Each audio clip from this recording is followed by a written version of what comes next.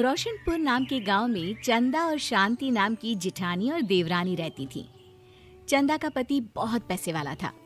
उनके पास किसी भी चीज की कोई कमी नहीं थी और उसके विपरीत शांति का पति बहुत ही गरीब और नशेड़ी था। शांति चंदा के घर में काम करके अपना घर चलाती थी। भाभी, घर पर खाने के लिए कुछ भी नहीं है। अगर आप थोड़ा खाना दे पाए तो बहुत मेहरबानी होगी। मुझे जो भी पैसे मिलते हैं वो तो आपके देवर नशे में उड़ा देते हैं। ये तुम लोगों का ना रोज रोज का ड्रामा हो गया है। अब देवर जी कमाते नहीं है तो मैं क्या करूं? तुम्हारा पति तो तुम्हारी सारी कमाई दारू में उड़ा देता है। रहने दो भूखा उसे। अरे ऐसे मत बोलिए भाभी, आप तो जानती ही हैं कि वो मन के कितने साफ हैं, पर इस बेरोजगारी के कारण उन्हें दारू पीने की लत लग गई है। अरे अपना ये रोना गाना बाद में कर लेना, पहले काम निपटा ले घर का।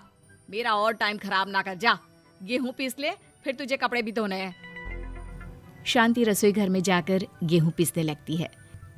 पीसते पीसते कुछ गेहूं वहां कपड़ों में गिर जाते हैं, जिसे देखकर उसके दिमाग में एक आइडिया आता है। क्यों ना ऐसे ही थोड़े गेहूं मैं अपने पल्लू में बांधकर घर ले जाऊं, फिर एक बर्तन में जमा कर लूंगी और उसे पीसकर रोटी बना लूंगी। कुछ दिन तो ऐसे ही चलता रहा, मगर फिर एक दिन चंदा ने शांति को ऐसा करते हुए देख लिया। अरे पहले तो मुझे लगा तुम लोग बस गरीब हो, पर तुम लोग तो चोर भी हो। चोरनी कहीं की। मुझे तो लगता था तू गेहूं पिसती है, पर तू तो अपने पल्लू में गेहूं छुपाकर ले जाती है। निकल मेरे घर से। मुझे माफ कर दो भाभी, हमारे पास खाने के लिए एक दाना तक नहीं था, इसलिए मुझे ये सब करना पड़ा। अरे तुम लोग मेरे रिश्तेदार हो, इसीलिए दया कर कर तुझे मैंने अपने घर पे काम पर रख लिया, पर तू और तेरा पति हमारे खानदान का नाम मिट्टी में मिलाने पर उतारू हो चुके हैं।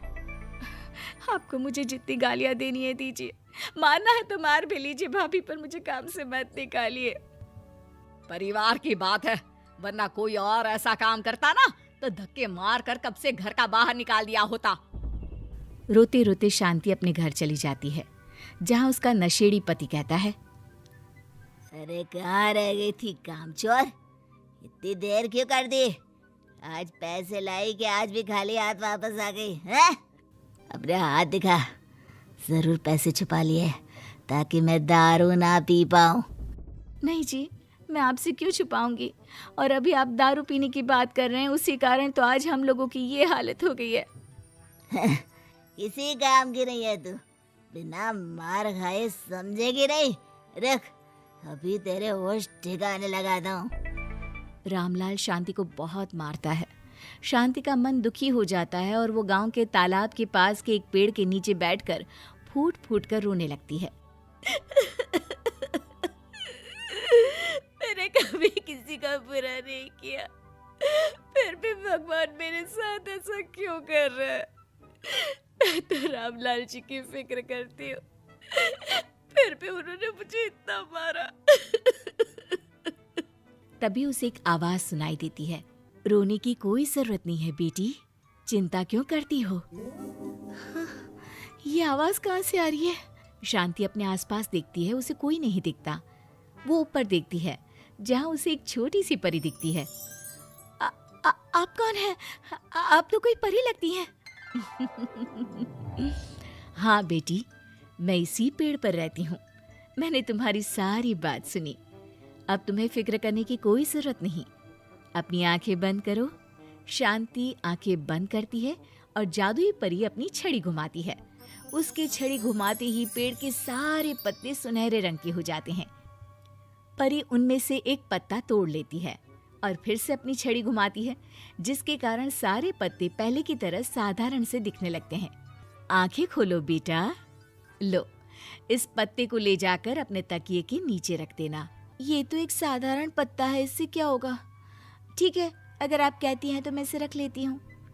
शांति उस पत्ते को लेकर अपने घर जाती है और अपने कमरे में तकिए के नीचे रखकर सो जाती है। सपने में उसे वही पेड़ वाली जादुई परी दिखाई देती है। बोलो शांति, क्या चाहिए तुम्हें? मैं चाहती हूँ हम बहुत अमीर हो जाए और मेरे पति नशा करना छोड़ दें, उन्हें कोई काम भी मिल जाए। कल जब तुम सुबह नींद से जागोगी, तुम्हारी इच्छा पूरी हो गई होगी। अगली सुबह शांति नींद से जागती है, अपने आसपास का नजारा देखकर चौंक जाती है। उसके बिस्तर पर चारों तरफ सोने चांदी रखे हुए थे। हे भगवान, कहीं मैं सपना तो नहीं देख रही? इतना सारा सोना, वो भी मुझ गरीब के पास। रामलाल जी को बताती हूँ, वो बहुत खुश होंगे। शांति जैसे ही कमरे के बाहर जाती है, वो देखती है कि रामलाल सूट बूट पहने काम के लिए बाहर जा रहा होता है। मुझे शहर में एक नौकरी मिल गई है शांति, मुझे आने में देर हो जाएगी, घर का ध्यान रखना। और इस तरह शांति बहुत अच्छा जीवन बिताने लगती है। उसके पास अब किसी भी चीज की कमी नहीं रह जाती। रातों रात शांति के पास आए इतने पैसों को देखकर उसकी जिठानी उससे पूछती है, अरे क्यों रे शांति, कहीं बड़ा हाथ मारा है क्या? अचानक तुम लोगों के पास इतना पैसा कैसे आ गया? नहीं नहीं भाभी, ये सब तो जादुई परी के दिए हुए पत्ते का कमाल है। शांति जादुई पत्ते के बारे में सारी बात चंदा को बताती है, जिसे सुनकर चंदा के मन में लालच आ जाता है और वो झूठ मूठ रोते हुए उसी पेड़ के नीचे जाती है जहाँ उसकी रोने की आवाज सुनकर जादुई परी कहती है, क्या हुआ बेटा, क्यों रो रही हो? मैं बहुत गरीब हूँ, मेरे पति मुझे बहुत मारते हैं, अब मैं जीना नहीं चाहती। चिंता मत करो बेटा, अपनी आंखें बंद करो। जादुई परी चंदा को भी उसी पेड़ का एक पत्ता देती है और तकिए के नीचे रखने को कहती है। चंदा उस पत्ते को लाकर अपने तकिए के नीचे रख लेती है और अगली सुबह जब उठती है तो उसके कमरे में चारों तरफ सांप बिच्छू रहते हैं।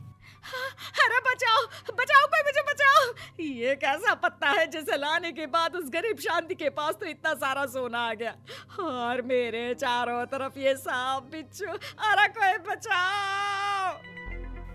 चंदा अपनी जान बचाती हुई शांति के पास जाती है। चलिए भाभी, मुझे लगता है आपके घर में सांप बिच्छू को बस जादुई परी ही हटा सकती है। दोनों मिलकर जादुई परी के पास जाते हैं। ये सब तुम्हारे बुरे इरादों का नतीजा है चंदा। तुम झूठ मूठ बस पैसे के लालच के कारण यहाँ आकर रो रही थी, इसीलिए तुम्हें जादुई पत्ते ने उसकी सजा दी। अरे मुझे माफ कर दीजिए जादुई परी, मेरे मन में लालच आ गया था। अरे शांति, तुम भी मुझे माफ कर दो, मैंने तुम्हारे साथ बहुत गलत किया है, फिर भी तुम मेरी मदद के लिए आई। चंदा को अपनी गलती का एहसास हो जाता है, इसलिए जादुई परी उसके घर से सारे सांप बिच्छू को गायब कर देती है। चंदा और शांति आपस में मिलजुल कर रहने लगती हैं।